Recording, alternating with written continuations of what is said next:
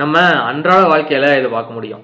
2 பேருக்கு ஒரே இலக்கு தான் இருக்கும், ஒரே திறமை தான் இருக்கும். அப்படி இருந்தும் ஒருத்தரால் அந்த இலக்கை அடைஞ்சு முன்னேறி போக முடியும், ஆனால் இன்னொருத்தரால் அது முடியாது. இதுக்கு காரணம் வாய்ப்பு இல்லாததா, உழைப்பு இல்லாததா, இல்லை நான் ஏன் அந்த இடத்துக்கு போகணும் அப்படிங்கிற காரணம் இல்லாததா? இதுக்கான பதிலை ஒரு சின்ன கதையிலேருந்து புரிஞ்சுக்க முடியும். வணக்கம், இது மனதருவி. நான் பிரகாஷ். இந்த நிகழ்ச்சி தொடர் வாசிப்பு. 1900 ஆரம்பத்தில் லாங்லேன்னு ஒருத்தர் அமெரிக்காவில் முதல் விமானத்தை கண்டுபிடிக்கிற வேலையை பார்த்துட்டு இருந்தார். அவர்கிட்ட எல்லாமே இருந்தது.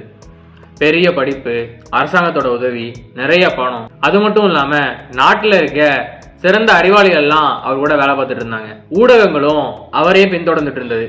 அவர் தான் முதல்ல பறக்க போறாரு அப்படின்னு எல்லாரும் நினைச்சிட்டு இருந்தாங்க. அதே நேரத்தில் இன்னொரு பக்கம் 2 சகோதரர்கள், பெருசா கல்வி இல்லாம, அரசாங்கத்தோட உதவி இல்லாம, பணம் கூட பெருசா எதுவும் இல்லாம, ஒரு சின்ன சைக்கிள் கடையில மனிதர்களை பறக்க வைக்கிறோம் அப்படின்னு விமானத்தை கண்டுபிடிக்கிறதுக்கு தங்களுடைய முயற்சிகளை ஆரம்பிக்கிறாங்க.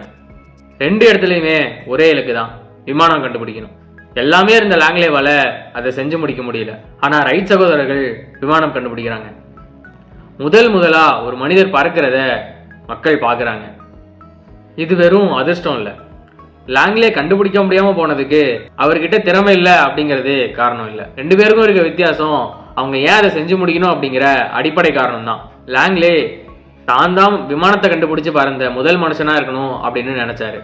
ரைட் சகோதரர்கள் மனிதர்களை பறக்க வைக்கணும் அப்படின்னு நினைச்சாங்க. இந்த அடிப்படை காரணம் தான் அவருடைய குழுவையும் ஊக்குவிச்சு அந்த இலக்கையும் அடையிறதுக்கு உதவியா இருந்துச்சு. நம்ம வாழ்க்கையிலையும் இதே மாதிரி தான்.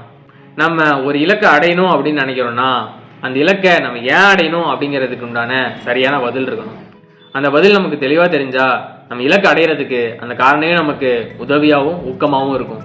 இந்த கருத்து ஸ்டார்ட் வித் பை அப்படிங்கிற புத்தகத்தில் 2வது பக்கத்திலிருந்து எடுத்து உங்களுக்கான மொழியில் கொடுக்கப்பட்டது.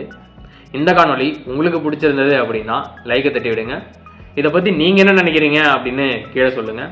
கூடவே மனதருவியோடு இணைந்திருங்க. அப்புறம் பார்க்கலாம்.